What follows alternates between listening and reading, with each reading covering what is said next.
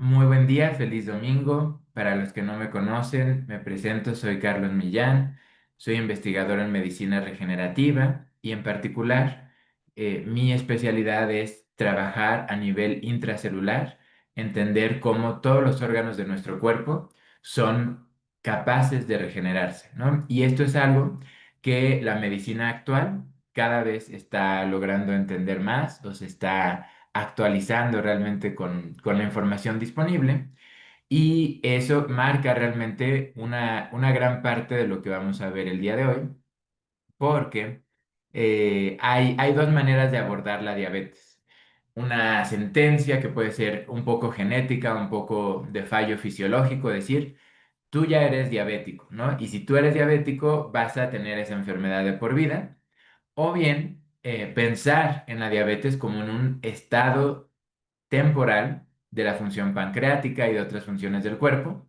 Y tenemos aquí esta ilustración que representa dos caminos, ¿no? El camino de un manejo crónico de la diabetes, donde la persona se va a sentir enferma toda su vida, se va a sentir amenazada toda su vida, o tenemos el camino de la reversibilidad, de considerar que toda persona que tiene resistencia a la insulina, toda persona que tiene algún tipo de disfunción pancreática, puede regresar a una función completa y saludable. Y me gustaría, antes de avanzar en las diapositivas tal cual, compartirles algunos de los estudios científicos para que tengamos un contexto mientras se van conectando personas de que la información que les voy a compartir el día de hoy, bueno, no es información que viene solo de mi criterio personal o que viene de especulación sobre las funciones celulares, es información que viene de la última información que tenemos en la comunidad científica en general, a pesar de que esto llega muy lento a las facultades de medicina, ¿no?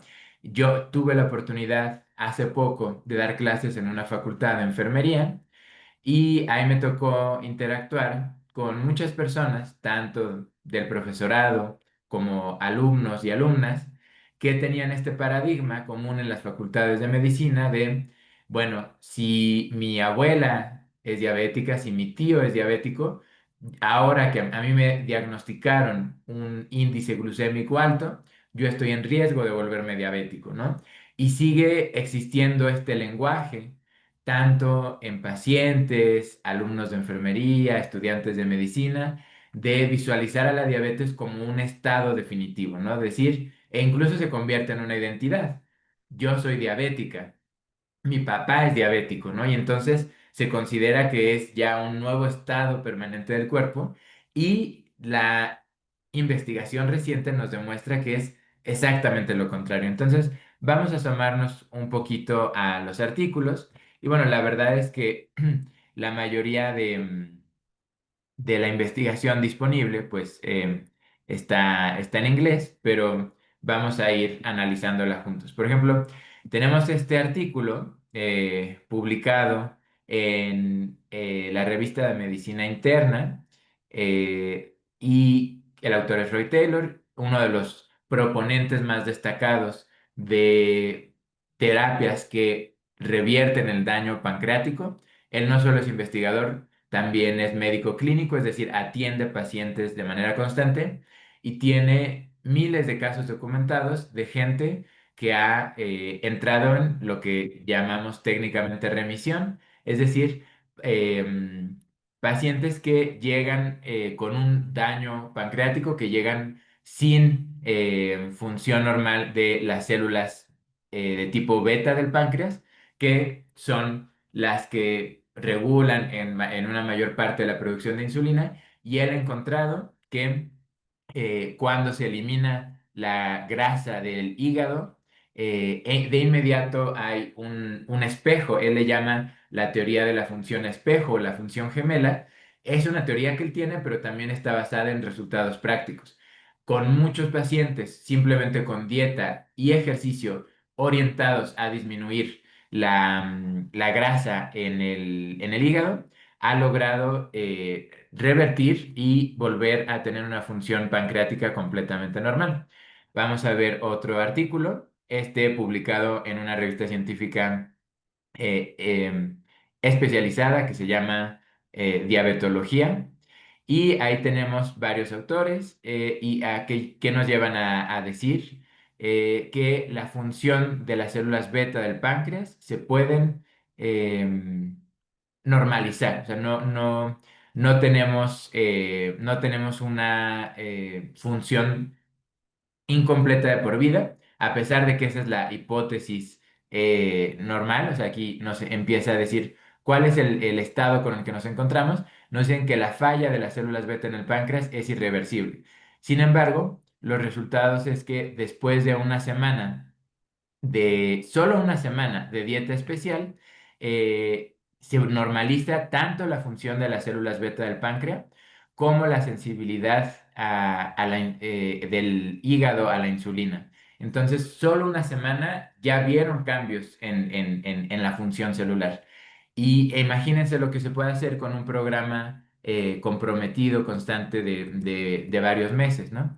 Ahora, otro tema, y ya ahorita pasamos a la presentación porque sé que estos artículos pues son muy técnicos, pero este artículo que habla de la plasticidad de las células beta en el páncreas, que es muy interesante de esto, que nos dicen que realmente las células beta del páncreas no están dañadas, simplemente están atravesando un proceso de diferenciación y transdiferenciación, es decir, las células del páncreas no tienen una identidad fija, presentan diferentes morfologías y diferentes comportamientos dependiendo de cómo está el paciente en general. Si el paciente, su dieta está muy desequilibrada, si emocionalmente está muy desequilibrado, si tiene un estilo de vida muy sedentario, todos estos son factores que inciden para que las células beta, ojo, no mueran permanentemente, no desaparezcan,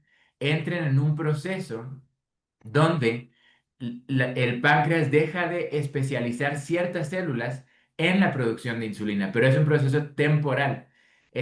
Lo que se conoce como de-diferenciación es que el páncreas se concentra en tener células generales sin funciones específicas porque no considera que está teniendo buen resultado a la producción de insulina. Cuando la lectura del estado metabólico cambia, el páncreas vuelve a diferenciar células beta, vuelve a crear células especializadas en el manejo de insulina. Y esto es realmente lo que la investigación más reciente nos ha llevado a encontrar, que no hay un estado permanente de las células. Es decir, las células todo el tiempo se están adaptando, se están transformando. Cuando nos dicen que tenemos daño en un tejido, la perspectiva de hace algunas décadas es el daño es irreversible, ya sea en el pulmón, ya sea en el hígado, ya sea en el páncreas. Y hoy, con los avances que tenemos en microscopía celular de última generación, podemos ver muy claramente que el estado de una célula es un estado temporal. Les comparto el último artículo antes de entrar a nuestra presentación.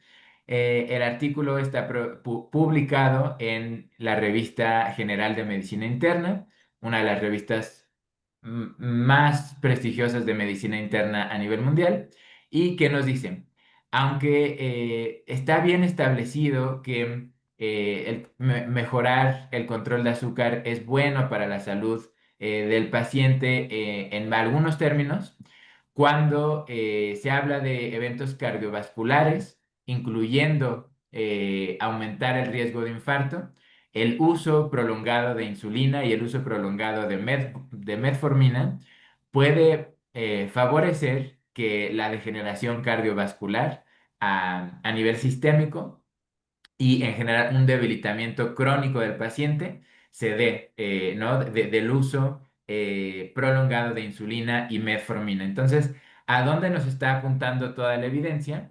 A que es momento de repensar la diabetes, es momento de llevar a nuevos tratamientos, nuevas estrategias, porque es claro, hay demasiada evidencia de que el páncreas se puede regenerar y hay demasiada evidencia de que tener la estrategia de manejo crónico de disminuir los niveles de glucosa artificialmente usando insulina sintética, metformina y otros medicamentos, no da buenos resultados a largo plazo y merma la salud del paciente a largo plazo. Entonces, vamos a entrar a detalle ahora sí con la presentación para poder analizar de dónde vienen algunos de los errores actuales o prácticas que no nos están permitiendo eh, tener un mejor manejo de la diabetes, ¿no? Vamos a empezar por definir el paradigma actual, cuál es la narrativa que la mayoría de los médicos tienen en su consultorio, pero también que la mayoría de los pacientes todavía usan para referirse a casos de diabetes en ellos mismos o en su familia. ¿Cuál es la idea más común? Que la diabetes tipo 2 es una enfermedad crónica, progresiva e irreversible, que cada vez los pacientes diabéticos van a estar peor en su manejo de insulina y de glucosa y cada vez van a tener más complicaciones, ¿no?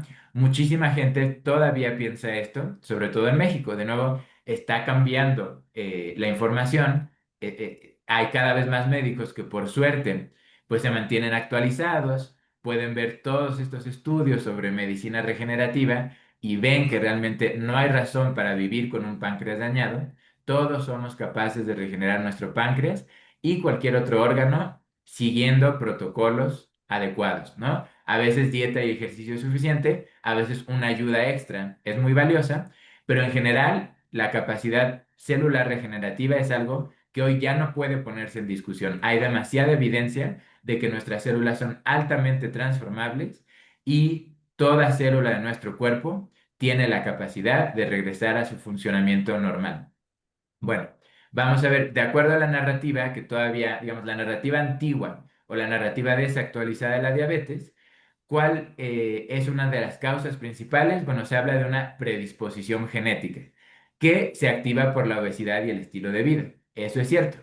Pero vemos que se le da mucho peso, ¿no? A la parte de, bueno, es que usted tiene diabetes porque tiene antecedentes en la familia y además porque tiene obesidad, ¿no? Entonces, si usted tiene obesidad y tiene antecedentes de diabetes y le detectamos unos niveles elevados de glucosa, prácticamente se da una sentencia, ya usted tiene que cuidarse de por vida, usted va a tener que vigilar mucho su azúcar de por vida y es muy probable que genere diabetes crónica y vaya a tener fallo permanente en el páncreas, ¿no? Y todavía hoy muchos médicos mentalizan a las personas a que esa es como la única evolución posible de la diabetes que se habla, que es realmente el tratamiento casi universal que hoy se da en México a la diabetes, controlar los síntomas usando insulina sintética o bien una serie de medicamentos, el más común es la metformina,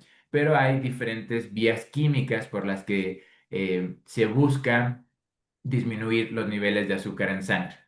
¿Qué vamos a hacer en esta presentación? Vamos a ni siquiera cuestionar el paradigma, porque yo diría, el paradigma a nivel científico ya cambió. La cosa es que la información médica está desactualizada y la información en la sociedad está desactualizada. Entonces, este modelo nuevo, basado en la evidencia tanto histórica como biológica, nos va a ayudar a empezar entre todos a compartirnos una nueva forma de ver sí la diabetes, pero en general la función celular del cuerpo. Y tener esta noción de que nuestro cuerpo es sabio y también nuestro cuerpo es muy capaz de regenerarse. Y vamos a ver que si empezamos a adoptar esa perspectiva, entonces la diabetes, igual que muchos otros diagnósticos, ya no son esta burbuja como una cápsula, ¿no? De miedo y de identidad de paciente crónico. Voy a vivir de por vida con eso, voy a estar de por vida en riesgo con eso. Y eso es, bueno, un poco el objetivo de estas charlas dominicales, empezar a compartir información nueva que está disponible en el campo de la investigación biológica y que no llega, o bueno, sí llega, pero se habla, ¿no? Muchos médicos hablan de esto, de que lo que se descubre en laboratorio de biología celular tarda unos 20 años en llegar a profesores en las facultades de medicina, ¿no? Porque los profesores en las facultades de medicina tienen mucha experiencia, llevan años dando clases y tienen de manera natural este sentido de autoridad, de decir, yo llevo 30 años dando clases en esta facultad de medicina, claro que lo conozco todo sobre la diabetes, ¿no? Y es normal, no tiene nada de, o sea, no es un acto de maldad o de predisposición a no querer compartir nueva información. Es algo muy natural de los ciclos de actividad humana. Cuando alguien está consolidado en una universidad como docente, va a tener poca apertura a la nueva información que llega en general. Digo, por suerte hay médicos y hay profesores que sí van compartiendo esto nuevo. Bueno, vamos a ver cuál es una de las principales herramientas para cambiar nuestra visión de la diabetes, que es la perspectiva histórica, ¿no? Es una enfermedad que tiene un momento muy claro en la historia donde surgió, a finales del siglo XIX, la diabetes tipo 2, esta diabetes que es la de personas que no nacen con diabetes o que la desarrollan ya en edad adulta, se consideraba una enfermedad de la opulencia, una enfermedad de las clases ricas y afectaba de manera exclusiva a las clases altas en ciudades europeas y algunas de Estados Unidos. Y la mayoría de los médicos de la época coincidían en que la causa era una dieta rica en azúcar refinada y en harina blanca. Una alimentación que en esa época era completamente novedad. En esa época todo se estaba industrializando, ¿no? Y se veía a las máquinas, a la modernidad, como una esperanza de un futuro, pues, atractivo, un futuro donde la tecnología iba a resolver muchas cosas. Y se hablaba de que la preservación de alimentos iba a ser muy útil para mejorar la vida de las personas, porque antes de eso, incluso las personas ricas llegaban inviernos donde la cosecha de verano había sido mala, en verano no había nueva forma de producir alimentos y se pasaba mucha hambre en la sociedad europea y estadounidense. Hasta el siglo XIX se pasaba mucha hambre, ¿no? Entonces, es normal que en esa época, sin la información a futuro, sin visualizar el impacto que iba a tener la comida industrializada, se empezó a hacer comida en lata, muchas galletas, muchos pastelillos horneados industrialmente con conservadores, se empezaron a hacer enlatados de fruta, embutidos de carne, ¿no? Jamón, salchicha, a nivel industrial, todo surge en esta época. En un inicio era caro, ¿no? Porque era nueva tecnología y se veía como una promesa del futuro, ¿no? Y se decía, a futuro toda la población va a poder disfrutar de estos alimentos que duran muchísimo tiempo y los va a poder disfrutar todo el año. Y bueno, la promesa se cumplió. Sí, ahora tenemos esos alimentos industriales que duran todo el año, el problema es el daño en la salud, ¿no? Lo interesante es que se ha dado un cambio. Hoy la mayoría de las clases altas en zonas urbanas, tanto de Europa y Estados Unidos, pero en realidad en todo el mundo, está esta tendencia, mientras más alto sea tu nivel socioeconómico, menos comes comida procesada, porque hay más conciencia, pero también más capacidad de gasto para comprar comida fresca, ¿no? Y este es un grave problema al que nos enfrentamos hoy como sociedad global. Hay muchos lugares donde comprar comida de calidad, comida fresca, es más caro, ¿no? Que comprar una Coca-Cola y unas papas. O también está el tema de tiempo, ¿no? Que por las rutinas laborales, muchas personas no, aunque tuvieran el dinero para comprar comida fresca y hacer algo cada día en su cocina, algo más saludable, recurren a comida ya sea de puestos callejeros o comida empaquetada que normalmente es comida con poco valor nutricional y lo hacen por una combinación de tiempo y dinero, ¿no? Entonces, la pregunta crítica es, cuando surgió la diabetes tipo 2 en Europa, pues nadie hablaba de que fuera una enfermedad genética porque era una enfermedad nueva, ¿no? Se postulaban varias posibles explicaciones para ella, pero casi todos los médicos hablaban de que era una enfermedad del exceso, ¿no? De comer en exceso. Y en esa época los únicos que podían comer en exceso eran las personas ricas, ¿no? Pero hoy la pregunta que casi nunca nos hacemos es, si se habla de que la diabetes es genética, ¿por qué los primeros casos de diabetes estudiados, así a nivel de que una gran parte de la población en ciudades europeas empezó a tener diabetes? Nunca se habló de diabetes porque no había antecedentes. Antes no había esa posibilidad de tener excesos en comida todo el año. No, había muy poca comida en invierno y esa temporada de semiayuno, ¿no? Compensaba y mantenía más saludable aún a la población rica. Pero a partir del acceso a esa comida industrializada, de poder alimentarse en exceso y además con ingredientes ya artificiales durante todo el año, surge esto, ¿no? Si fuera genética, habría antecedentes antes de esa época y más importante, ¿no? Si fuera genética, hoy, digamos, los principales lugares en donde empezó a darse los casos, las nuevas generaciones tendrían, ¿no? Altos niveles de diabetes. Y la realidad es que hoy la incidencia de diabetes está mucho más normalizada en regiones de poco poder adquisitivo, donde la dieta es el factor clave, ¿no? Entonces, hablamos de que la diabetes, desde una perspectiva histórica, no se sostiene como algo genético o como una falla misteriosa, una falla que no sabemos por qué de repente las células del páncreas empiezan a fallar.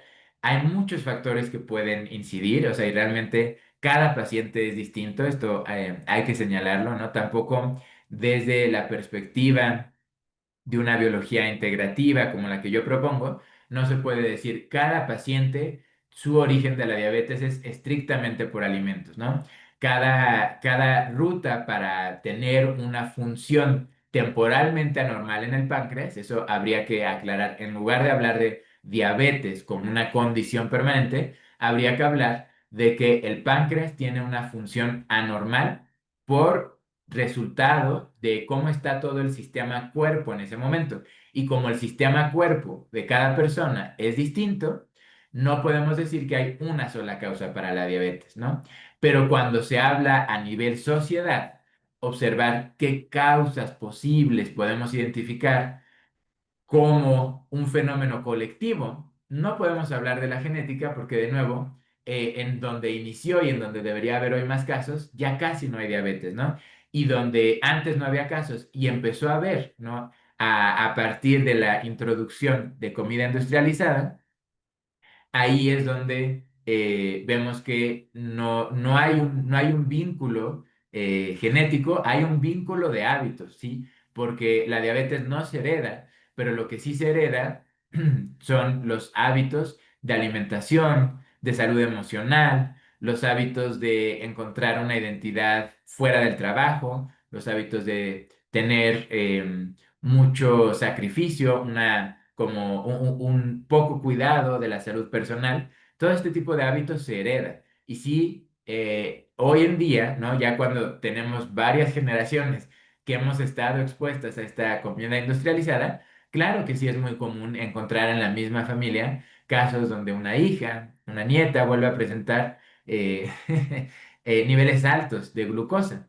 Pero esto no nos habla necesariamente de una transmisión genética, en realidad, por el hecho de que ya hay investigaciones de cómo cualquier persona puede regresar a un funcionamiento normal de su páncreas, nos habla de que no es una predisposición del cuerpo, es una combinación de factores ambientales donde los venenos presentes o los ingredientes de alta toxicidad en la comida sí juegan un papel crucial, ¿no?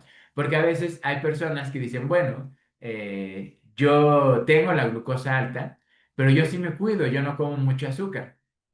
Allá habría que ver, ¿no? También qué se entiende por azúcar, porque me ha tocado, tanto en la facultad de enfermería, con las alumnas de ahí, como con pacientes que llegan y me dicen, es que yo no como azúcar, yo me tomo el café sin azúcar, el té sin azúcar, el agua sin azúcar, pero no saben, por ejemplo, que en el pan Bimbo para sándwiches tiene bastante azúcar, ¿no? Aunque sea un pan salado, en teoría, tiene bastante azúcar. Muchos ingredientes que usamos, aderezos para ensaladas.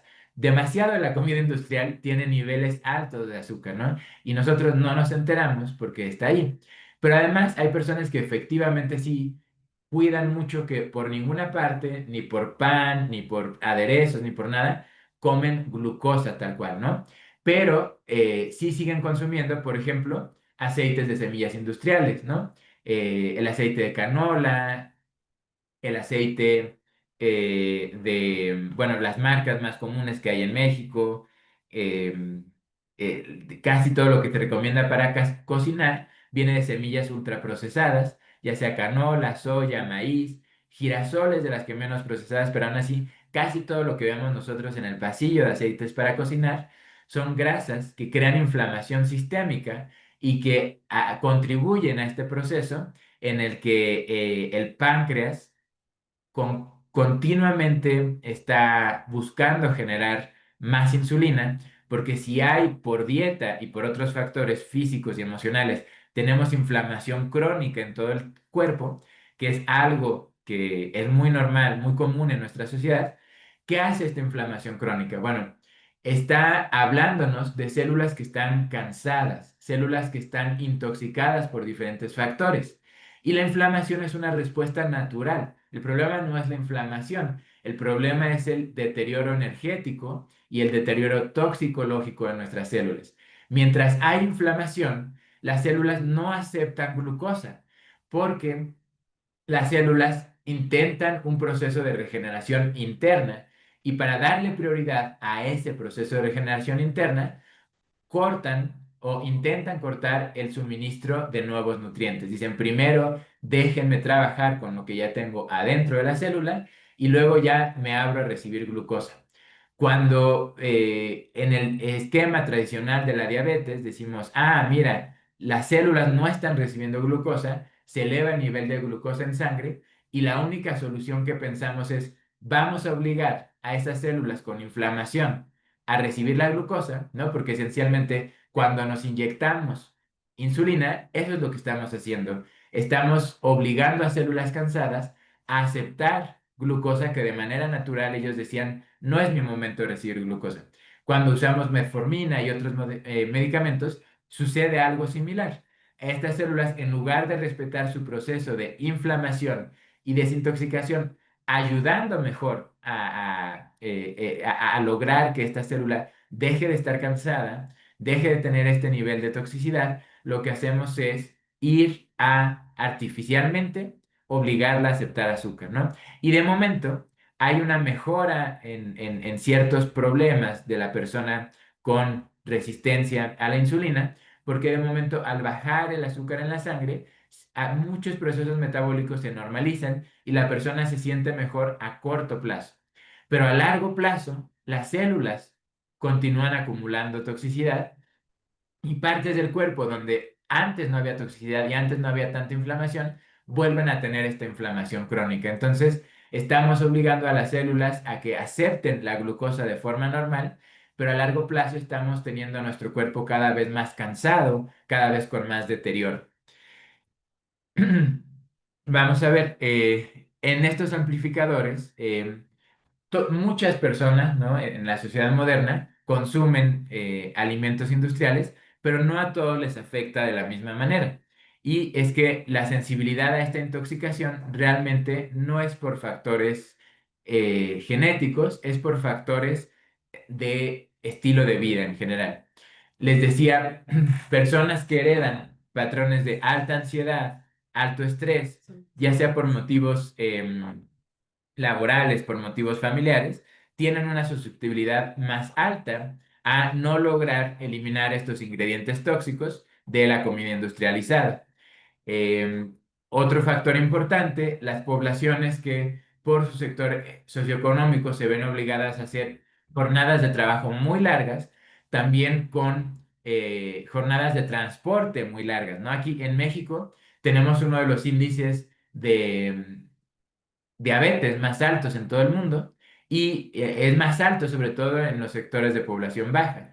Y es interesante porque en estos sectores es muy común que tienen que viajar de 4 a 8 horas al día solo para llegar a su trabajo y además tienen una jornada laboral pues de 8 10 12 horas. Entonces estamos hablando de que están fuera de casa 16 horas al día, a veces incluso más, y obviamente están deprivados de sueño, están con un cansancio fisiológico crónico y hay personas que aunque no tienen la obligación financiera por esta necesidad de los sectores de menor ingreso económico, hay personas que nos imponemos estos ritmos, ¿no?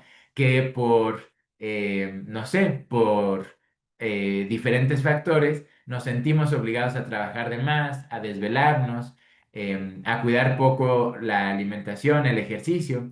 Otro factor importante que activa la susceptibilidad a intoxicarnos por alimentos y por tanto esta condición de inflamación crónica que se puede expresar con muchos síntomas diferentes a veces porque cada cuerpo es distinto, A veces esta inflamación crónica con la que vivimos casi todos se expresa en una función pancreática alterada.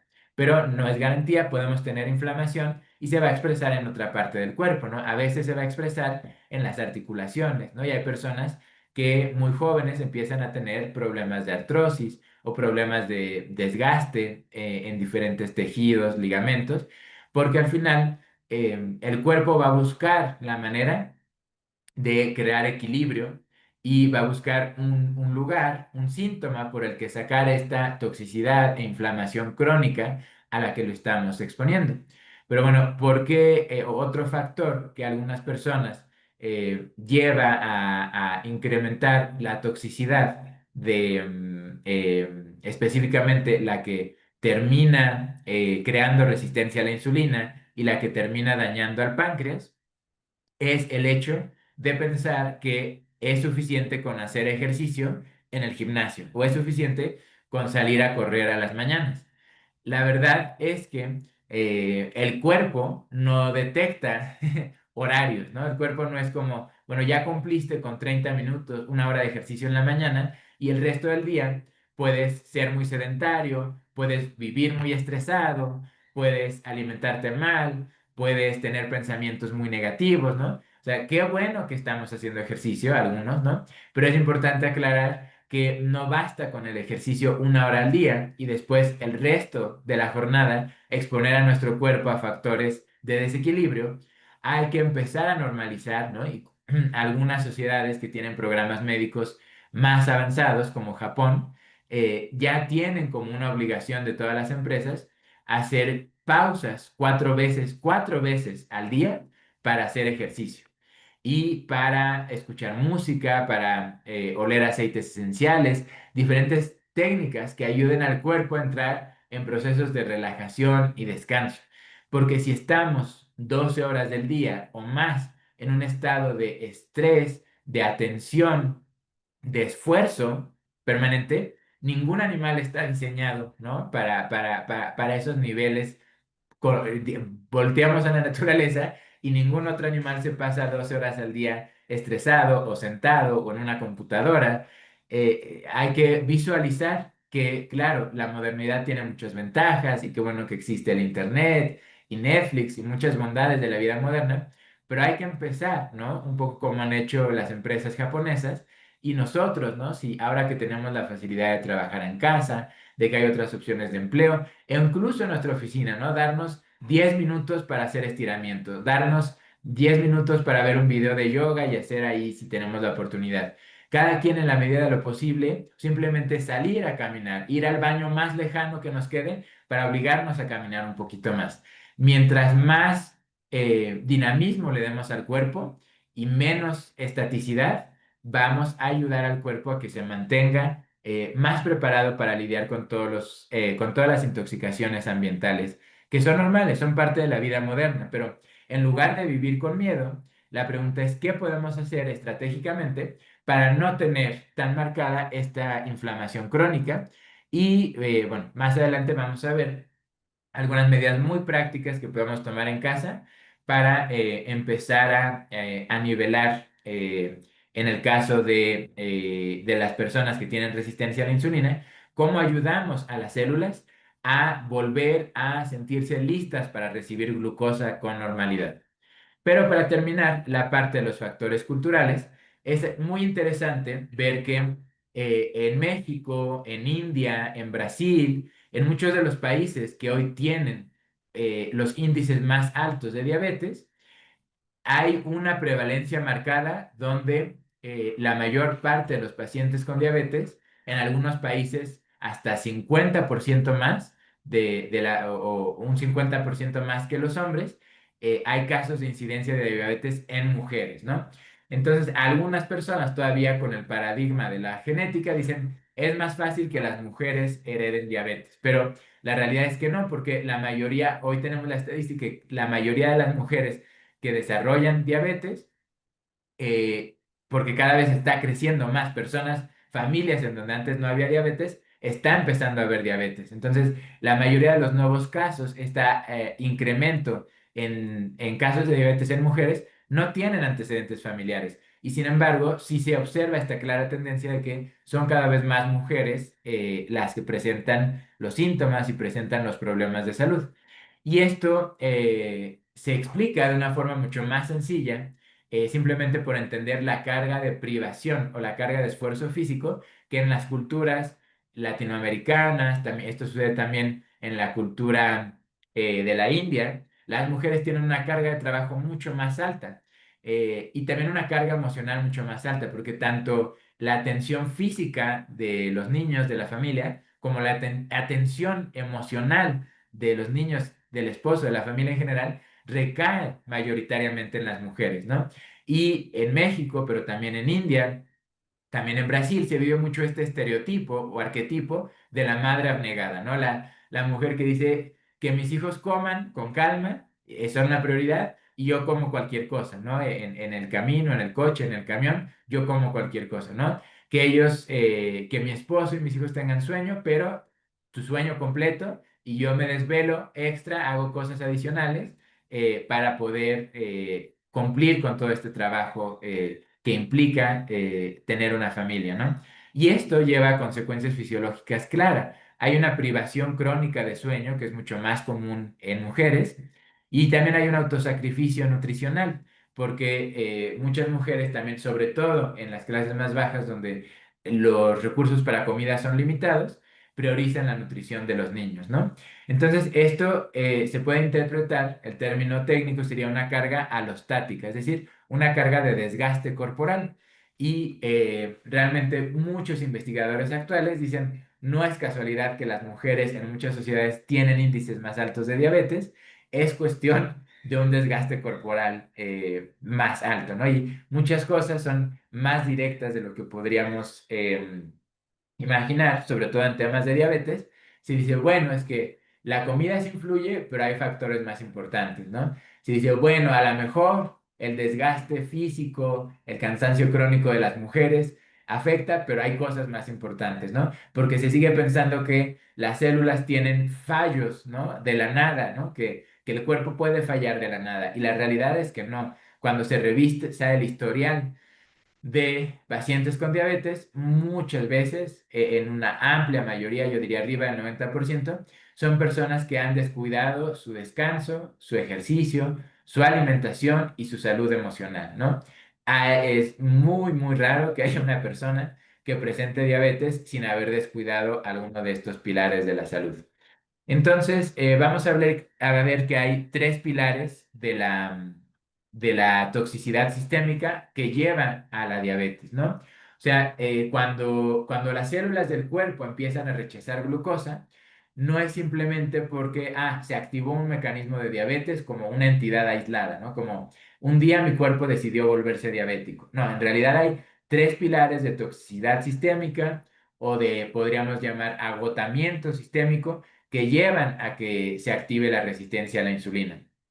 Y vamos a ver que uno de los factores más estudiados en últimos años, pero que todavía casi no se habla en consultorios, se habla ya en facultades de medicina, pero poquito, parcialmente, no se menciona particularmente en temas de diabetes, y es la disfunción mitocondrial.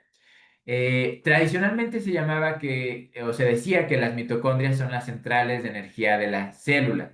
En realidad, es mucho más complejo y mucho más amplio la labor que realizan las mitocondrias.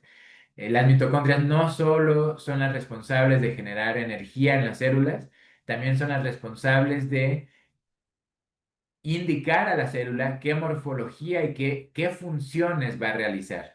Hoy sabemos que las células intercambian mitocondrias, que no son otra cosa que colecciones de proteínas que se ensamblan y se desensamblan, y son estas proteínas las que articulan la función de la célula. Para las personas que eh, no lo hemos, no han visto antes la microscopía holográfica, les voy a compartir aquí brevemente cómo se ve la transferencia de mitocondrias, y no solo mitocondrias, sino toda una serie de proteínas, péptidos, aminoácidos. Antes se pensaba que cada célula tenía una estructura fija y una membrana fija. Por eso estaba el paradigma de Una enfermedad es un fallo en la célula y como la célula se veía aislada, se veía que no estaba en diálogo con otras células, se pensaba que la célula no se podía reparar. Pero hoy sabemos que todas las células están en constante intercambio, no solo de mitocondrias, que es el nombre que se le sigue dando oficialmente a estas colecciones alargadas, de estos gusanitos que son ensambles de proteínas, sino también las otras partículas que se ven ahí, los circulitos, que son agrupaciones de aminoácidos y lípidos, en general, y cosas aún más pequeñas, ¿no? Que no alcanzamos a ver, aunque esta tecnología de microscopios es muy buena, esta empresa en particular que vende microscopios se llama NanoLife, pero hay varias empresas que ya están vendiendo este tipo de tecnología que se llama microscopía holotomográfica. Nos permite ver como nunca antes el intercambio celular de una célula a otra. Y sobre todo nos permite ver que la forma y el comportamiento de la célula no es algo fijo, lo dan estas mitocondrias, lo dan estas agrupaciones de péptidos, estas agrupaciones de diferentes sustancias que están en la célula, pero que no son solo sustancias, en realidad son lo que Gilbert Link llamaba vesículas nanoprotoplásmicas, son unidades biológicas conscientes, son unidades biológicas que detectan el estado de salud de nuestro organismo en general y en función del estado del organismo en general y de el tejido circundante, es decir, qué tanta inflamación hay en tejido circundante, qué tanta función armoniosa hay en tejido circundante, van a decidir, bueno, tengo suficientes niveles de energía, tengo suficientes niveles de minerales y aminoácidos, que son los nutrientes esenciales de la célula.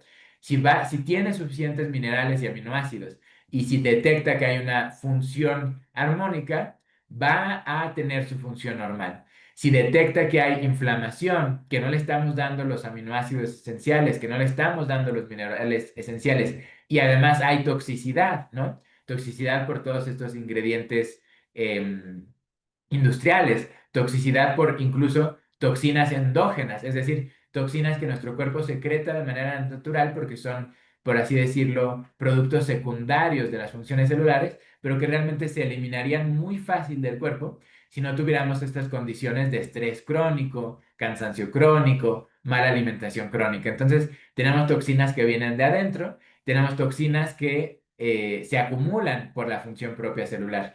Cuando esto está ocurriendo, estas mitocondrias, estos grupos de péptidos, de aminoácidos, dejan de priorizar la función, digamos, estándar, la función equilibrada de la célula, y entran en una función de supervivencia. Realmente toda enfermedad, incluyendo un páncreas deficiente, una célula corporal con resistencia a la insulina o que está rechazando la asimilación de glucosa, toda enfermedad no es otra cosa que estas mitocondrias identificando un estado corporal donde es preferible autoclausurarse, hacer a un lado el sistema e intentar sanar el tejido local, ¿no? Y si no le damos los recursos para sanar el tejido local, lo que va a suceder es que cada vez más partes de nuestro cuerpo van a entrar en modo de supervivencia, en modo de aislamiento, y va a empezar a haber toda una serie de complicaciones porque diferentes órganos y tejidos del cuerpo empiezan a actuar en modo de supervivencia y empiezan a ignorar el resto de la información biológica, el resto de las funciones biológicas del cuerpo. Entonces, bueno, hecho ese paréntesis, regresemos a nuestra presentación. Esta es la disfunción mitocondrial. No es simplemente una falta de energía en la célula, es una falta de aminoácidos y minerales.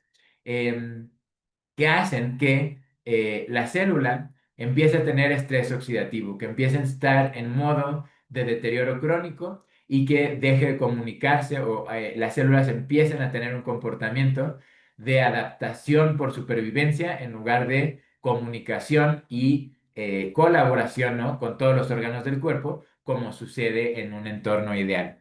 Ahora, el otro pilar de la toxicidad sistémica que lleva a, a tener, ¿no? Esta resistencia a la insulina es la inflamación crónica, lo que ya habíamos dicho. Si lo que se llama tradicionalmente el sistema inmune, que a mí me gusta más bien llamarlo sistema de desintoxicación, ¿no? Pero si completa continuamente nuestro cuerpo está en modo de emergencia porque por dieta y estrés hay daño en los cuerpos, en los tejidos del cuerpo, los tejidos para sanar el daño, para eliminar las toxinas, se inflaman, ¿no? Y si esto se repite una y otra vez, esto junto con el comportamiento de las mitocondrias, aislacionista, descomunicado, empezamos a tener células que están inflamadas, que están en modo de supervivencia y que dicen, yo mejor me aíslo, yo mejor ya no recibo señales del exterior, porque mi prioridad a nivel local va a intentar ser salvar el tejido, ¿no? O adaptarlo lo mejor posible, pero estos desiertos o estos tejidos aislados van a empezar a crear problemas a largo plazo. Y lo último, una disbiosis, o el tercer pilar, una disbiosis intestinal. Vemos que todas las personas que tienen diabetes, y esto sí es sin excepción, tienen un microbioma del intestino alterado. No tienen una variedad suficiente de bacterias que son indispensables para la asimilación de nutrientes. Cuando nosotros no tenemos un microbioma saludable, un microbioma variado, empieza a suceder que aun si consumimos minerales y aminoácidos, que nuestra dieta de por sí no es lo suficientemente rica en una variedad amplia de aminoácidos y minerales, pero aun si los consumimos, si no tenemos la ayuda de las bacterias del intestino, no Carlos, van a poder disculpa hacer... que te interrumpa. Eh, Parece que estás poniendo otra cámara, bueno, otra pantalla, creo que del WhatsApp. Ah, gracias. Déjenme volver a compartir. Gracias, Gloria, por avisarme. Em,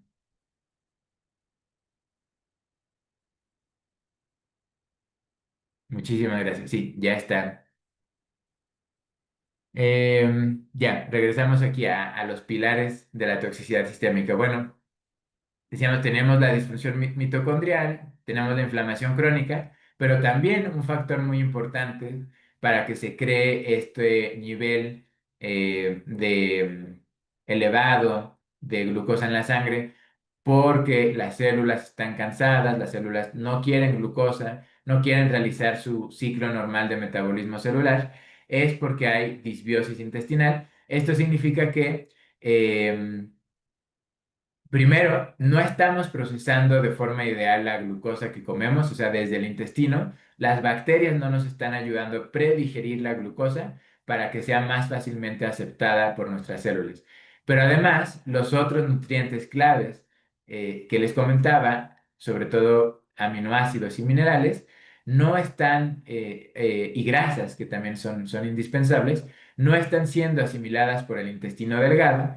Por lo tanto, tenemos células que, aunque en teoría estamos comiendo bien, si no tenemos la ayuda del microbioma para predigerir esos nutrientes, para procesarlos de forma correcta, es como si no estuviéramos recibiendo los nutrientes, ¿no?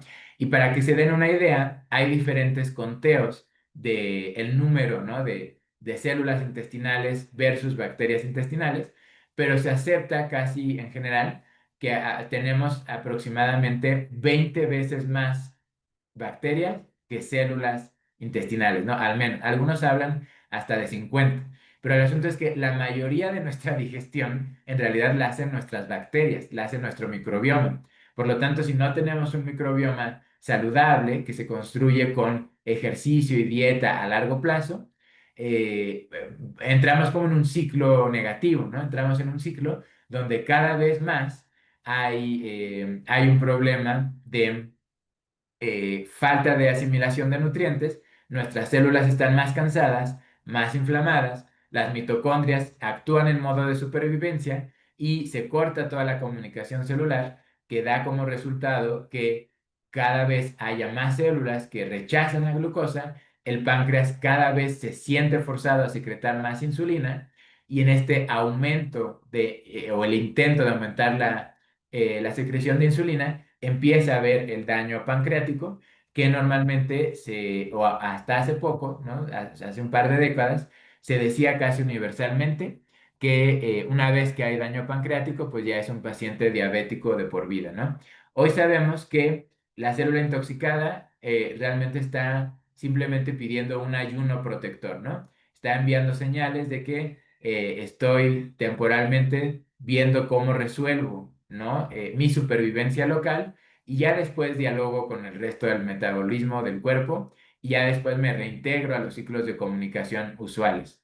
Pero lo que ya les decía, el error del tratamiento convencional es que se forza a las células a aceptar la glucosa y nunca se permite que hagan su trabajo de regeneración, que hagan su trabajo de desintoxicación, que es mucho más importante a largo plazo que simplemente controlar los niveles de azúcar en la sangre. Ojo, no estoy diciendo que no sea importante también implementar estrategias para no tener niveles altos, crónicos de azúcar en la sangre. Lo que estoy diciendo es, si se le da prioridad a desintoxicar primero a las células del cuerpo, se logran las dos cosas en simultáneo, en lugar de artificialmente bajar el nivel de azúcar y seguir enfermando más a las células, ¿no? Lo ideal es activar el proceso de regeneración de las células y mientras se reactiva esto, con diferentes terapias, con dieta y ejercicio, de forma natural va a disminuir el nivel de azúcar en sangre. Es decir, no es priorizar solo una cosa, es manejar las dos al mismo tiempo. Esa es la medicina del futuro para diabetes. Y lo que actualmente se hace es simplemente bajar el azúcar de forma artificial y eso realmente eh, no da resultados buenos para la salud a largo plazo.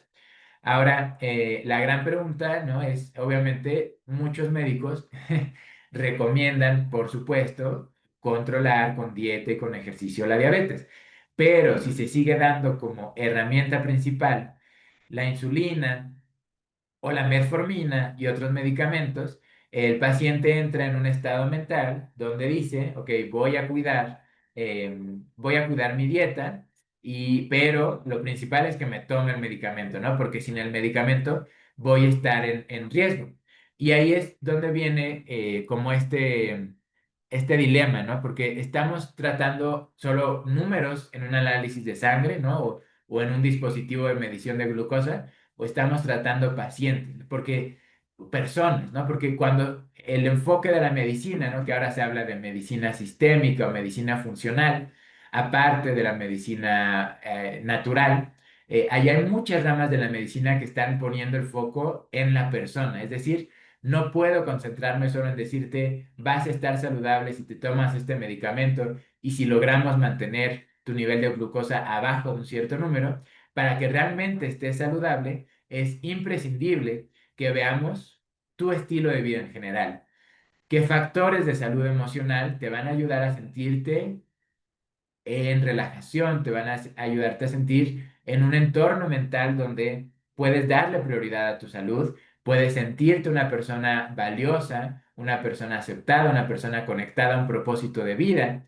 Y se ha estudiado muchas veces que las personas que tienen una buena imagen de sí mismos y se sienten conectados a un propósito de vida, tienen mucho menor probabilidad de desarrollar complicaciones a largo plazo de cualquier desequilibrio, ¿no? Desequilibrio de diabetes o desequilibrio de alguien más. A ver, ah, Carlos, sí, había una pantalla compartida de Flor, por ese motivo es que he eliminado. Si puedes volver a poner tu pantalla, por favor. ya, Sí, porque habían dos pantallas compartidas. ya, Disculpas. ya. Gracias, Gloria, muchas gracias. Em, sí, bueno, regresando a este tema de la importancia de ver a la persona globalmente, ¿no? Y ahorita no vamos a entrar al tema de entender que el propósito de vida también es un propósito espiritual, ¿no? Entonces, realmente la salud es algo mucho más amplio. Cuando tenemos una vida solo basada en síntomas, en números, en indicadores materiales de salud o de logro, en realidad nuestra salud se desconecta de toda esta función biológica amplia que involucra factores mucho más amplios.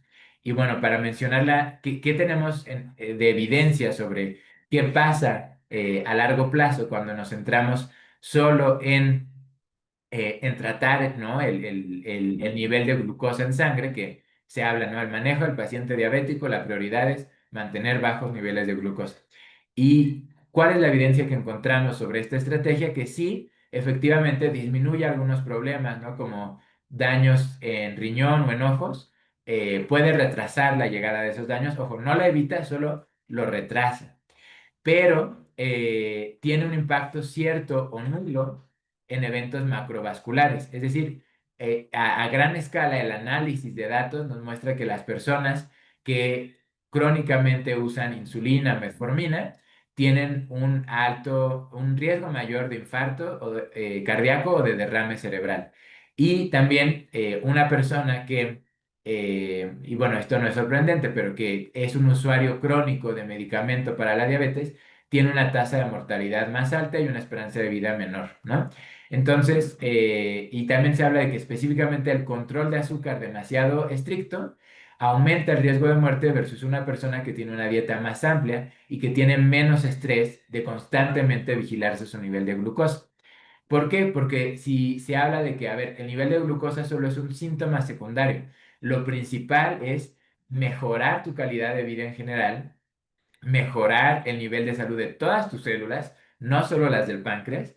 Y cuando se da ese enfoque, se evita, por un lado, el efecto secundario crónico de los medicamentos, porque, ¿qué hay? O sea, irónicamente, ¿no? Se dice que a los pacientes con diabetes, si tienen obesidad es mucho peor, pero irónicamente la metformina y la insulina a largo plazo pueden generar aumento de peso, pueden generar problemas digestivos que disminuyen la asimilación de nutrientes, ¿no? Entonces es un ciclo vicioso donde de nuevo las células cada vez están más desnutridas, más cansadas, más intoxicadas. Y además está el tema de la carga psicológica, ¿no? En estos estudios de macroanálisis donde se comparan bases de datos muy amplias de pacientes que toman un enfoque de regeneración, que en los últimos 15 años, sobre todo en Inglaterra y en Japón, se ha dado mucho este enfoque para la diabetes, donde ya no se maneja el control de glucosa a diario, se manejan controles mensuales, ¿no? Porque es una manera de ver que hay un progreso gradual de salud celular completa, sistémica, no solo, bueno, mi páncreas se sigue deteriorando, pero tomo insulina y evito el azúcar, entonces ya con eso mantengo mi nivel de glucosa aceptable, ¿no? Esa es una perspectiva muy limitada y a largo plazo crea más complicaciones de salud que realmente protección para el paciente diabético. Entonces, ¿cuál ¿cuál es la alternativa, no? Bueno, primero, ver que hay muchas grietas en el paradigma. Voy a ir por ellas muy amplias para ya no alargar la plática. Pero hay muchos casos donde el cuerpo del paciente no se comporta de la manera que uno podría esperar. Por ejemplo, hay casos donde la insulina les sube en momentos del día el azúcar al paciente. Entonces, se la mantiene, digamos, estable en promedio, si hay, hay hay más probabilidad de que a lo largo del día te hagas una prueba y te salga un nivel de glucosa que se considera aceptable, pero hay muchas personas que les genera picos ocasionales y estos picos pueden tener un efecto pues bastante perjudicial a largo plazo porque de nuevo es es un control artificial, ¿no? De un desequilibrio que realmente va mucho más allá del páncreas y va mucho más allá de la resistencia a la glucosa como fenómenos aislados.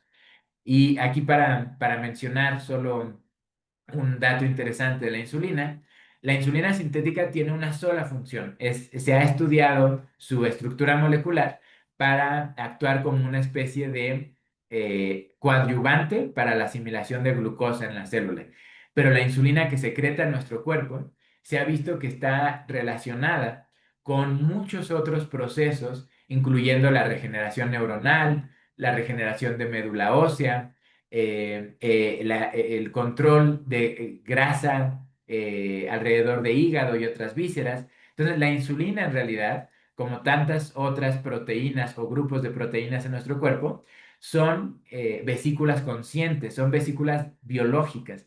Y estas vesículas biológicas cumplen una función muy amplia una variedad, perdón, una variedad amplia de funciones.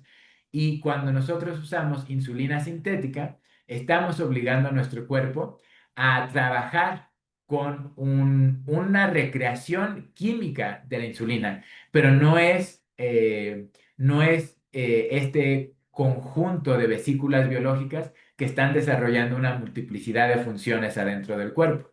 Por eso es que hay muchas respuestas inesperadas a la insulina, donde no, digamos, cuando la tratamos como algo lineal, como solo un químico, no llegamos a buenos resultados. Hay muchas personas también, curiosamente, que tienen el páncreas dañado y sin embargo tienen niveles de glucosa normal. ¿Por qué? Porque cuando tenemos un daño en algún órgano, si le damos al cuerpo otras formas de nutrientes, otras formas de tener buenos niveles de energía y nutrición en las mitocondrias a nivel celular, se crean vías metabólicas alternas. ¿Qué son las vías metabólicas alternas? Cuando el cuerpo tiene suficiente energía, va a crear nuevas vesículas, por ejemplo, para producir insulina fuera del páncreas, ¿no? Hoy sabemos que el páncreas no es el único órgano capaz de secretar insulina. En realidad, la insulina es un compuesto biológico plurifuncional que se puede generar en diferentes partes del cuerpo. Sí es cierto, el páncreas es donde más fácil se genera insulina, es donde más fácil se genera en abundancia. Pero lo interesante es, incluso si tenemos un páncreas dañado y entramos en un proceso de regeneración gracias a terapia integral, gracias a dieta y ejercicio, vamos a ver que aun cuando seguimos teniendo pocas células beta realizando la producción normal de insulina, se mantiene la estabilidad de glucosa por vías alternas, ¿no? Entonces, el cuerpo realmente tiene una capacidad de adaptación increíble, ¿no? Y vemos incluso datos de curación, por así decirlo, o regreso a función normal pancreática con cosas inexplicables, ¿no? Pacientes que sin cambiar su dieta, sin recibir terapia especializada, de repente el páncreas se regenera, ¿no? Y esto muchas veces tiene que ver con factores emocionales, espirituales. De nuevo, no alcanzamos a comprender, ¿no? Lo complejo que es el funcionamiento de nuestro cuerpo. Es un diálogo constante de conciencia celular, conciencia de tejido, conciencia de órganos, pero también la conciencia de el microbioma, ¿no? Trillones y trillones de bacterias que no sabemos el impacto completo que tienen en todas las funciones del cuerpo, y también conciencia a nivel de estas mitocondrias, ¿no? Que hoy se sabe que son organismos pseudobacterianos, tienen ADN bacteriano, tienen una autonomía biológica, hacen lectura del estado celular, migran de una célula a otra, es decir, la diversidad de funciones de restauración que tiene nuestro cuerpo es infinita, ¿no? Realmente, como humanos, podemos aspirar a conocer un porcentaje pequeñito, pero aunque solo conozcamos un porcentaje pequeñito de los mecanismos del cuerpo, la pregunta es cómo lo usamos de manera estratégica para orientar a la regeneración y no orientar simplemente a un manejo crónico de enfermedades que a largo plazo lo que estamos haciendo es alterar, mantener el estado de alteración del cuerpo, compensamos, ¿no? Creamos un alivio de los síntomas a corto plazo, pero a largo plazo no le damos al cuerpo los recursos que necesita para crear salud realmente, porque no se puede crear salud solo en el páncreas, no se puede crear salud solo en los mecanismos de asimilación de glucosa. Para crear salud hay que abordar toda la conciencia celular y hay que abordar la interacción entre microbioma, y mitocondrias. Entonces, realmente lo que nosotros podemos hacer es eh, enfocarnos en una perspectiva de terapia amplia, en una perspectiva de estilo de vida saludable que englobe todo lo que le va a dar calidad de vida al individuo. Porque lo que sí sabemos es que las personas que se sienten más felices con su cuerpo, que se sienten con mejores niveles de energía, que se sienten felices en el ámbito familiar y laboral, o que tienen mejores estrategias para lidiar con la frustración, mejores estrategias para lidiar con factores adversos, son las personas que van a mantener su salud a largo plazo, ¿no?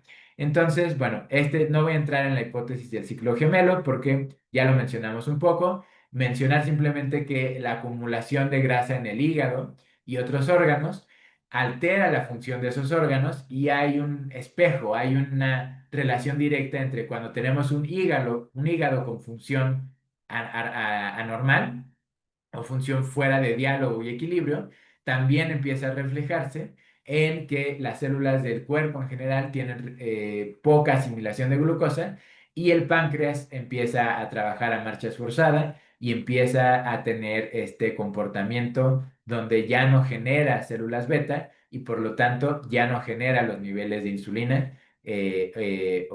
Bueno, durante un tiempo genera además, pero no tiene resultados la insulina y llega a un punto, si avanza tanto como el cansancio del páncreas, ¿no? Este fallo en las células beta, o mejor dicho, esta decisión del páncreas de dejar de generar células beta temporalmente, donde ya no hay generación de insulina o hay baja generación de insulina respecto a lo que tendría que ser en la necesidad del cuerpo. A mencionar que, bueno, la grasa se acumula no solo en el hígado, sino en todos los órganos internos, y hay muchas evidencias de que mientras más grasa visceral se llama, ¿no? Grasa ectópica o esta grasa que se acumula fuera de los órganos y que no forma parte de su tejido conectivo natural, es una grasa que va a impedir la comunicación entre los diferentes órganos y también va a favorecer la inflamación y va a favorecer que continuemos en un estado de toxicidad a largo plazo. Y bueno, para terminar, el camino de la reversibilidad, y ahorita leo algunos de los mensajes para ir a preguntas específicas. El paso uno es muy claro, ¿no? Detener la intoxicación. Y eso ya hace una gran diferencia, ¿no? El primer paso. Y para eso, pues, ¿qué se necesita? Se necesita sobre todo dedicación, ¿no? Porque no es solo cuestión de evitar el azúcar, es cuestión de tomar conciencia de que el 90% de las cosas que nos venden en un supermercado están creando inflamación en el cuerpo, ¿no? Aceites, aderezos, pastas, muchísimas cosas de las que encontramos en el supermercado, no es por el azúcar, es por la artificialidad de los ingredientes, es por todos los aditivos químicos para sabor, para textura. Todo esto son fuentes de inflamación para el cuerpo, ¿no? Entonces, primer paso, empezar a tener una educación, yo le diría, de consumidor alimentario, ¿no? De aprender a leer las etiquetas y buscar en la mayor parte de lo posible tener una dieta donde gran parte de lo que consumimos cada día son frutas, verduras, alimentos de origen animal, pero no procesados. Es decir, por ejemplo, mantequilla, pero natural, orgánica si es posible, sin aditivos, ¿no? Huevo, sin aditivos, huevo que no venga de pollos que tienen tratamiento con hormonas, por ejemplo. Entonces, empezar a prestar atención a la calidad de alimentos que compramos, ¿no? A lo mejor en el supermercado, ¿no? Porque ahora ya en casi todos los supermercados en ciudades, sobre todo en las tiendas más grandes, tienen, por ejemplo, la sección de huevo orgánico, ¿no? Y la sección de huevo orgánico a veces cuesta el doble o 2.5 veces más que el huevo industrial, ¿no? Pero si decimos, bueno, si quiero consumir huevo y a mí me gusta y estoy comprometido con mi salud, bueno, ¿cuál es la diferencia entre pagar 35 pesos o 85 pesos? De entrada puede sonar que es un poco más del doble y se ve mucho la diferencia, pero si consideramos eso versus la alternativa, ¿no? De todo lo que pagamos de medicamento a largo plazo, todo lo que tenemos que pagar a veces de consulta médica. Si tuviéramos como prioridad invertir en nuestra alimentación, eso sería un gran paso hacia tanto revertir la inflamación, revertir la resistencia a la insulina en personas que ya la tengan, o simplemente tener una tranquilidad de que nuestro cuerpo está recibiendo nutrientes naturales, está recibiendo las circunstancias normales para estar en salud y la diabetes no es algo que tenga que preocuparnos. No importa si nuestro tío, si nuestra abuelita, si nuestra mamá, si tuvo diabetes, entendemos que es producto de unos factores muy amplios, pero que está en nuestras manos, no solo nuestra salud en términos de diabetes, sino nuestra salud en general. Una vez tomando conciencia de lo importante que es la alimentación, lo clave que es la alimentación, el segundo paso es permitir la sanación del cuerpo, ¿no? Y hay varios mecanismos para activar la reparación celular.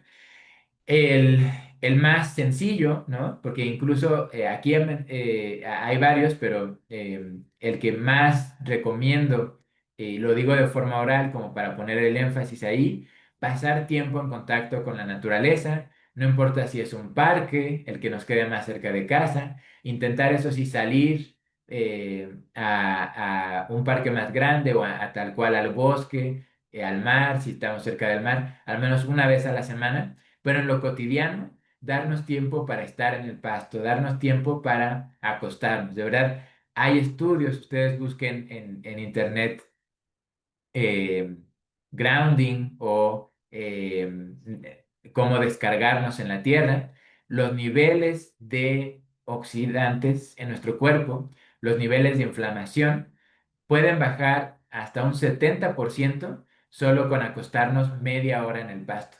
Y uno dice, bueno, pero es que aquí es donde entra como el pensamiento, ¿no?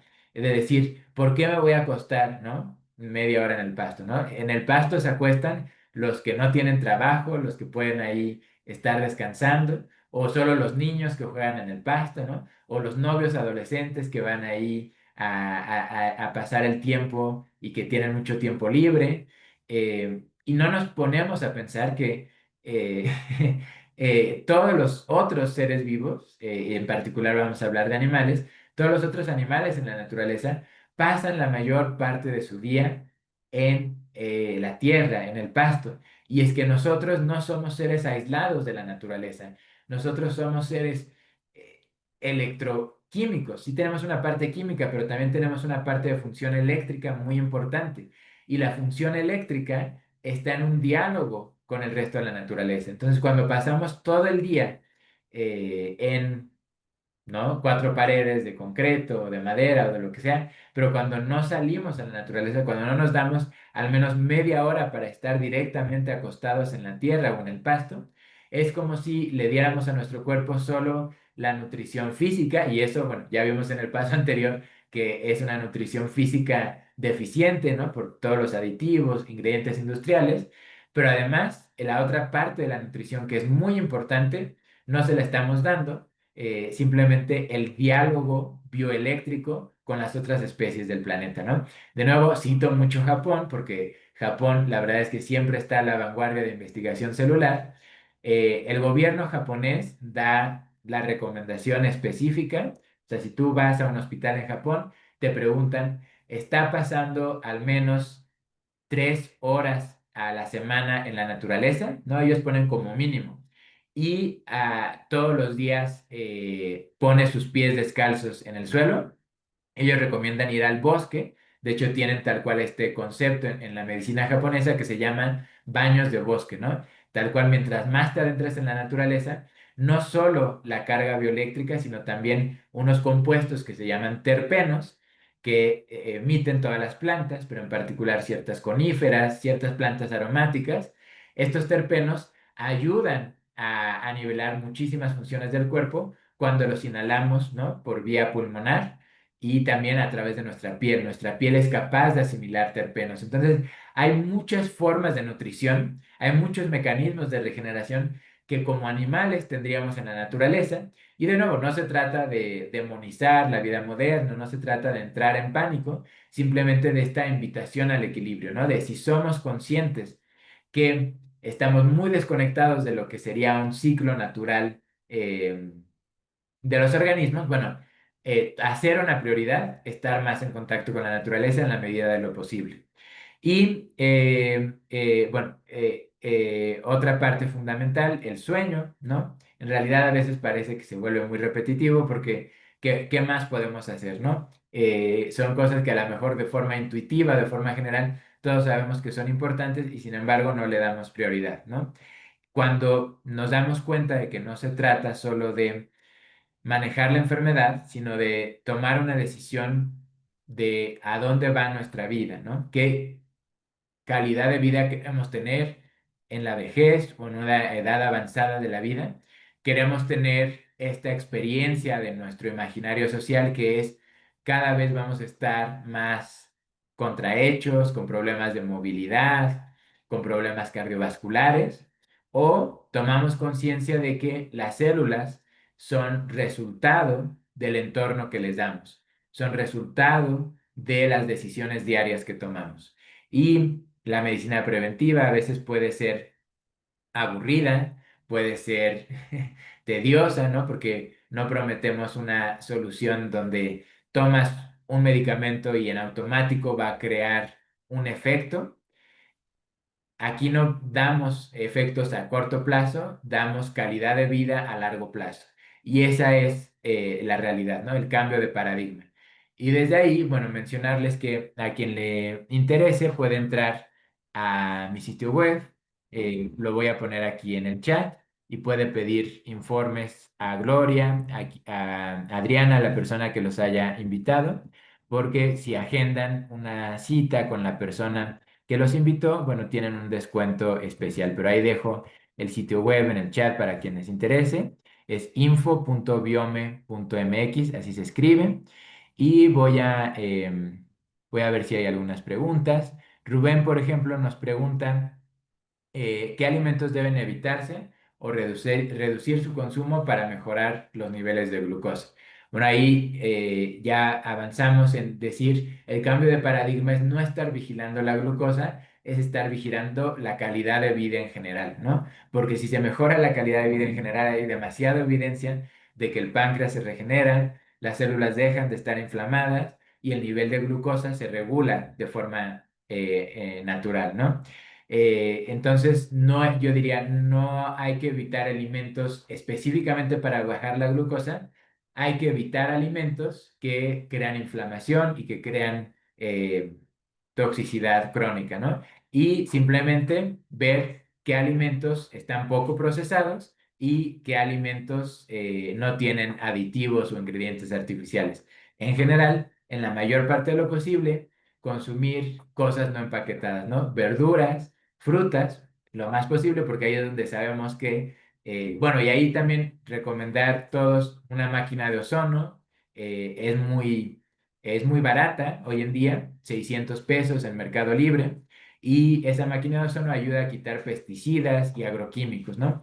Porque si no tenemos la capacidad de comprar verdura orgánica, yo realmente, tanto por distancia como por costo, no puedo ir a lugares donde se vende verdura orgánica y lo que hago es comprar verdura normal del mercado, de la recaudería, y esa verdura, esa fruta normal, la ozonizo y ya quito, ¿no? Esta carga tóxica que viene con los agroquímicos. Pero en general, aunque tuviera los agroquímicos, un jitomate con agroquímicos, ¿no? Mucho mejor que una katsu que tiene muchos ingredientes, una salsa de tomate que tiene muchos ingredientes artificiales y además también tiene los agroquímicos porque se van ahí en la mezcla de tomates, ¿no? Entonces, en general, ya solo dar el paso a consumir la mayor cantidad de alimentos frescos, no empaquetados, una gran mejora. Y todavía mejor, ¿no? Pues invertir esos 600 pesos porque marcan una gran diferencia.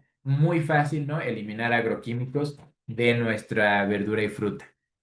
Merly nos dice, ¿nos podría compartir los estudios científicos que nos compartió al inicio de clases? Claro que sí, los voy a poner todos en un documento y los voy a poner en los grupos de WhatsApp. Para quien no esté en un grupo de WhatsApp, puede escribir en el WhatsApp del sitio web y ahí pide los enlaces de los estudios científicos y con mucho gusto lo hacemos. Gracias a Lidia y a Claudia que nos avisaron de que no se veía la presentación. Algo raro pasó ahí de que se compartió la pantalla de Flor. No hay problema, fue un pequeño accidente, pero ya se corrigió. No estoy seguro de cómo salió la pantalla de Flor, pero bueno, ya quedó. Y bueno, veamos, sí, pregunta Flor si va a haber acceso a la grabación y sí, va a quedar en YouTube y ahí se los va a compartir Gloria o quien nos haya invitado. Paco nos pregunta, en la dieta cetogénica recomiendan comer grasas y muchas proteínas y esto según la ciencia también es malo. Confunde esta parte. Bueno, qué gran pregunta Paco porque tiene toda la razón. Vas a encontrar estudios que dicen la dieta cetogénica es lo mejor, pero vas a encontrar estudios científicos que también dicen tiene mucha toxicidad a largo plazo. De nuevo ahí yo regreso a el principio de no hay que buscar crear dinámicas artificiales en el cuerpo. ¿Qué pasa con la dieta keto o la dieta cetogénica?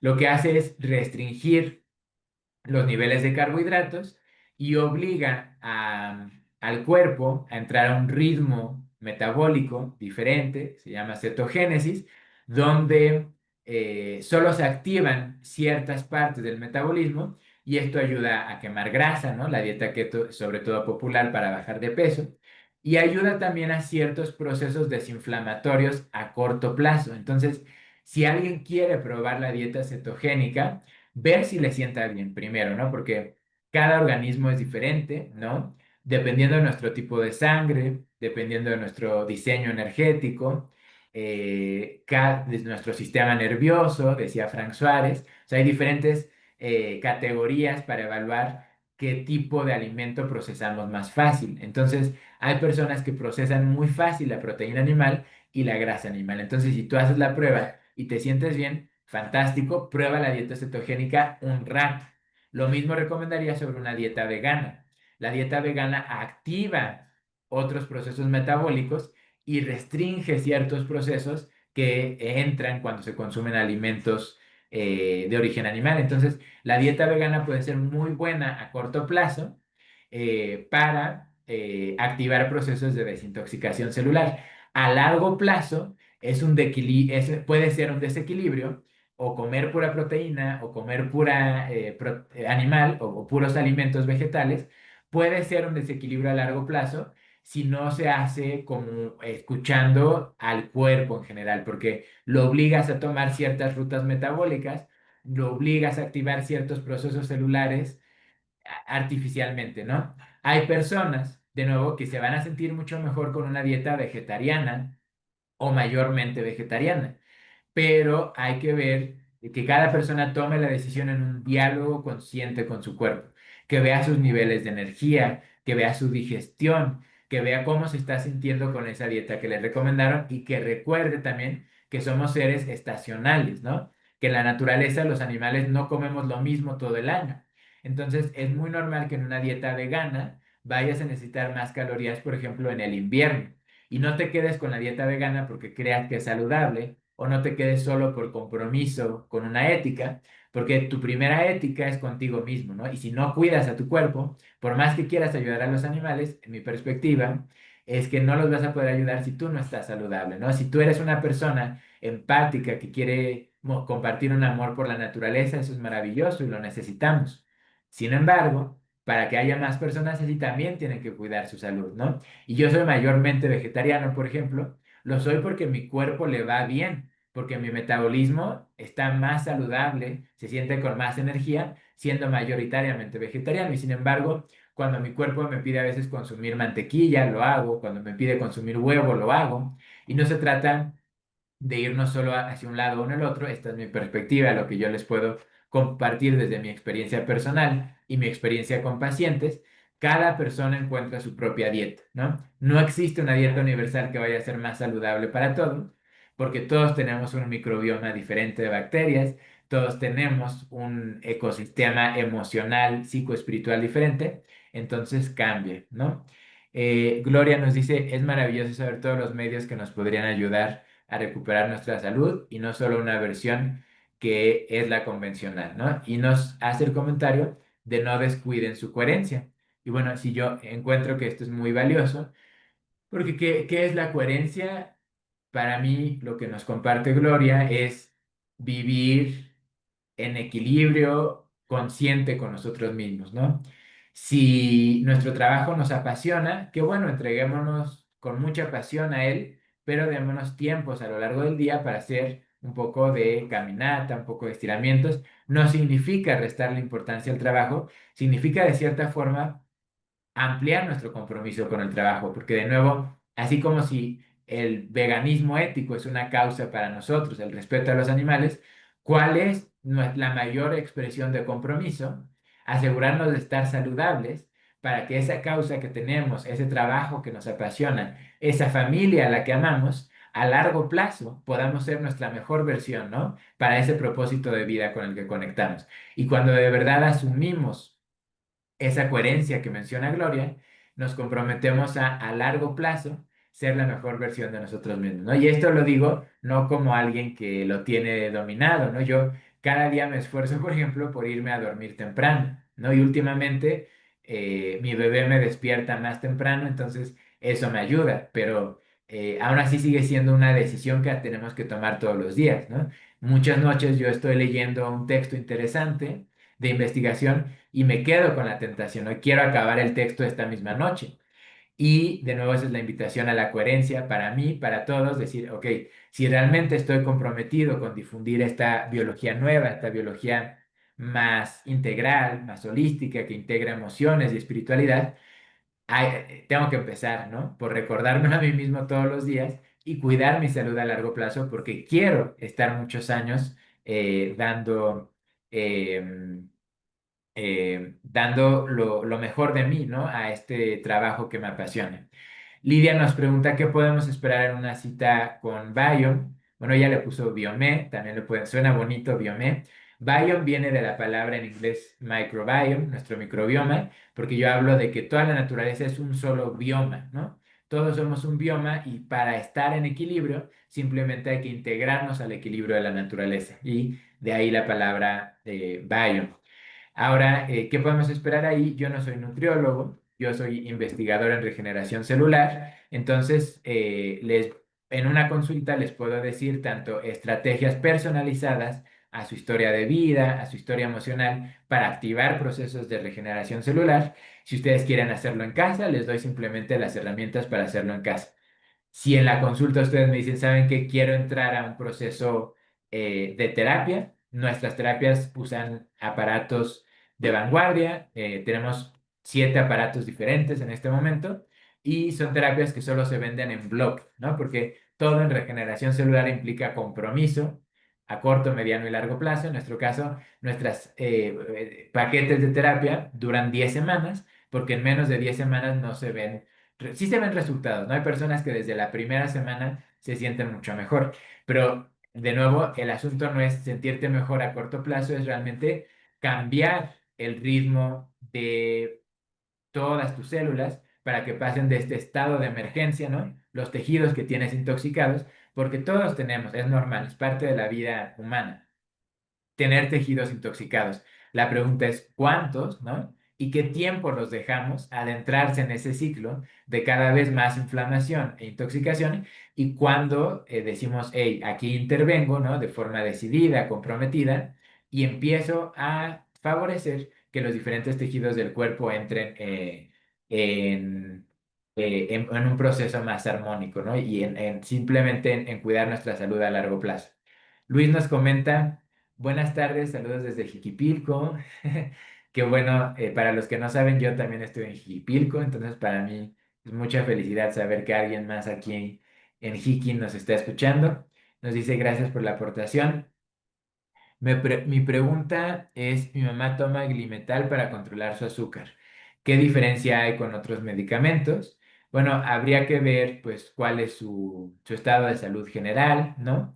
Pero en general, cualquier medicamento que lleve, ya sea, hay dos rutas usuales, ¿no? Algunos medicamentos eh, van orientados a la actividad del hígado, para que el hígado secrete menos glucosa y hay otros orientados a facilitar que la glucosa sea admitida por las células, ¿no? Ambas rutas pueden, de nuevo, tener resultado en cuanto al número, que es efectivamente se baja el nivel de glucosa en sangre, y a corto plazo a lo mejor problemas de eh, inflamación en piernas, problemas de niveles de energía bajos, se resuelven, ¿no? Con medicamentos orientados a hígado o a rutas alternativas con insulina sintética u otros medicamentos. Pero de nuevo a largo plazo, la pregunta es ¿por qué las células de tu mamá no están aceptando el azúcar? No es desaparecer el azúcar de la sangre u obligar a las células a aceptarla, es vamos a regenerar todos los tejidos que pueden estar rechazando azúcar para que la acepten de forma natural, ¿no? Porque lo ideal para todo el cuerpo es percibir la glucosa como una presencia normal en sangre, sintetizarla muy bien, digerirla en el intestino delgado a un nivel molecular que sea fácil de asimilar a células, ¿no? Entonces es revisar qué parte de todo el ciclo metabólico de todo el ciclo digestivo está fallando en el caso de cada paciente. Merlin nos pregunta, si no se tuviera probióticos, ¿podríamos consumir enzima de papaya? ¿Ayudaría a mi digestión? ¿Actúan de forma diferente? Bueno, primero, hablar de que en años recientes se ha identificado que todas las bacterias de nuestro cuerpo y las bacterias en general son, se me olvida ahorita el término técnico, pero no es cierto, no se sostiene con la investigación reciente que necesitas muchas cepas bacterianas, que necesitas probióticos como suplemento. Sí pueden ayudar, sobre todo probióticos de buena calidad. Tienen esto que se llama unidades formadoras de colonia, que sí pueden aumentar el número de probióticos generales en nuestro intestino, pero en realidad las bacterias de nuestro cuerpo se organizan ellas solas. Lo único que necesitan es ejercicio, nutrientes, exposición al sol, exposición a la tierra. Y con eso el microbioma se regenera, o sea, no necesitaríamos ni siquiera enzima de papaya. A mí me gusta la enzima de papaya, siento que es un buen suplemento. Consumir papaya a diario, a algunas personas les sienta bien, incluso las semillas de la papaya, unas pocas, no muchas, pero con su desayuno.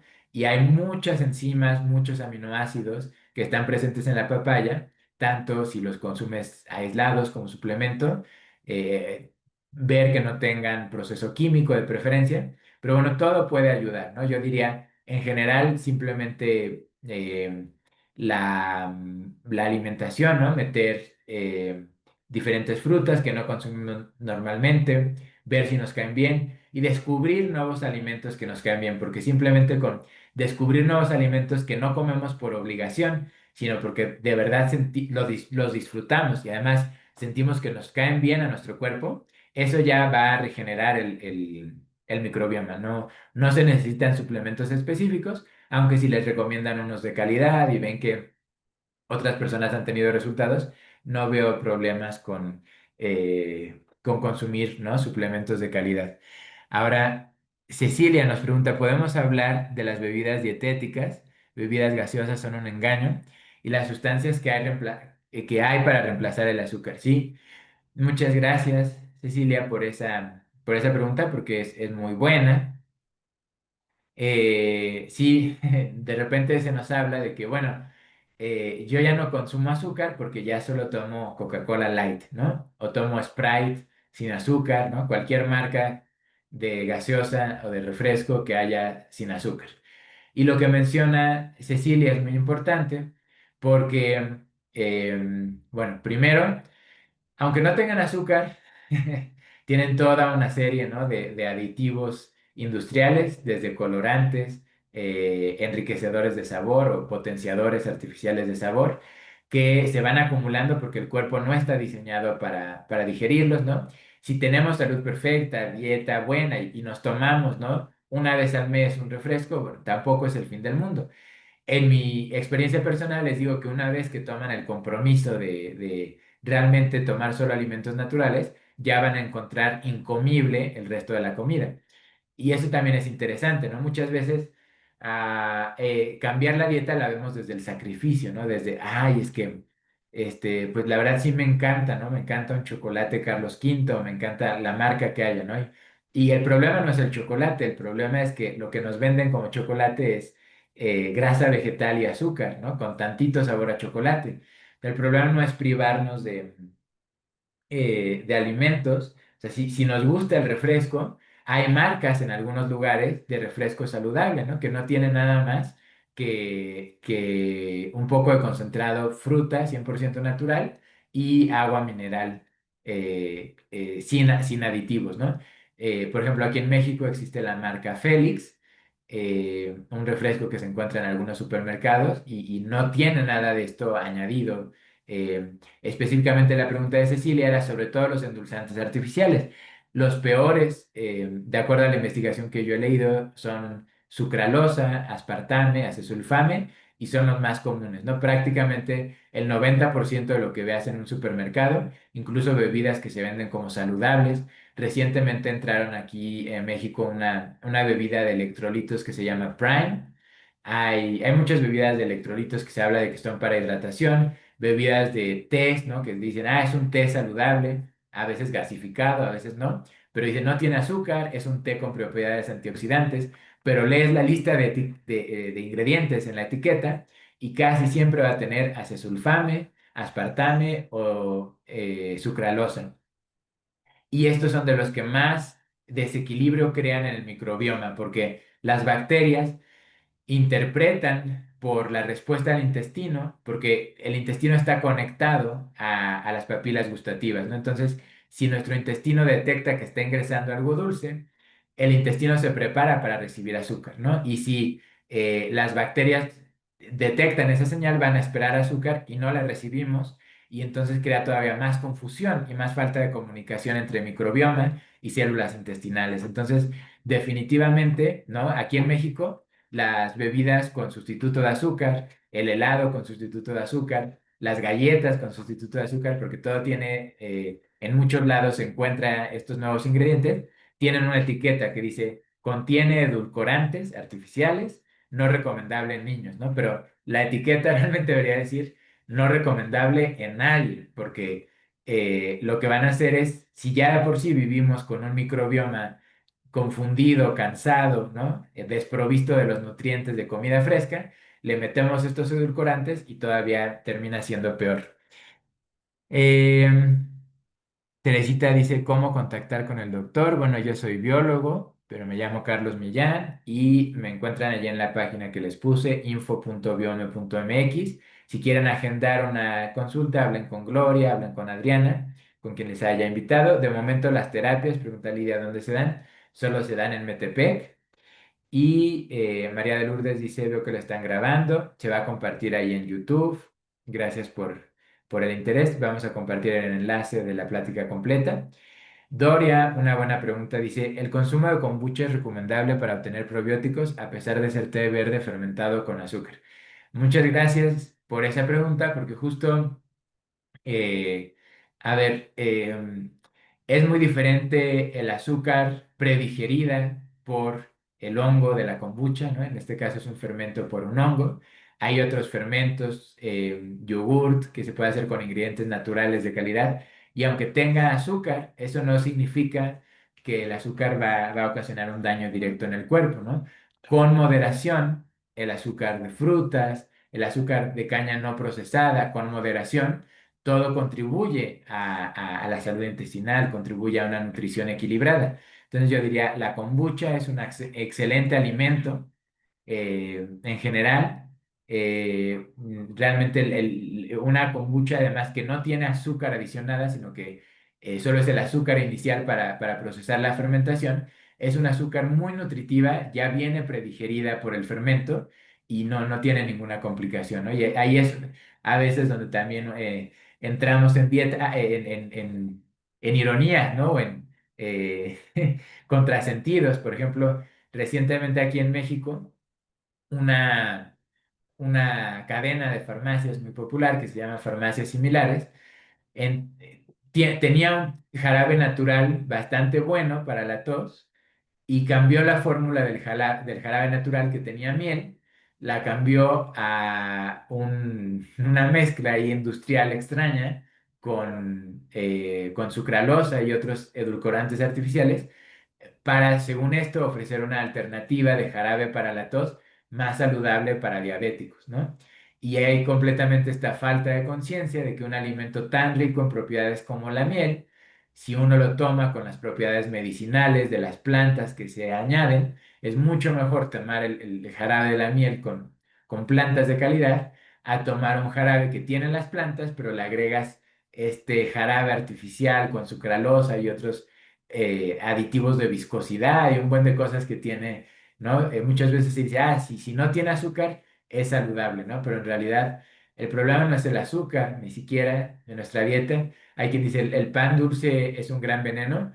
Bueno, el pan industrial, el pan de las panaderías en México, sí, porque tiene harina de muy mala calidad, azúcar de muy mala calidad, tiene grasa vegetal hidrogenada en lugar de mantequilla, pero realmente uno podría consumir pan dulce de verdadera calidad en moderación y es un alimento nutritivo, es un alimento lindo, ¿no? De hecho, muchos pacientes, esto sobre todo porque yo la mayor parte de mi formación la he tenido con médicos de Estados Unidos y ellos comentan que es muy particular o muy común que tienen pacientes que les cae muy mal el pan en Estados Unidos, viajan a Europa por turismo, por trabajo, y en Europa les cae muy bien el pan. Y es que el problema no es el pan, es la calidad del trigo, es la calidad de la mantequilla, es la calidad del azúcar.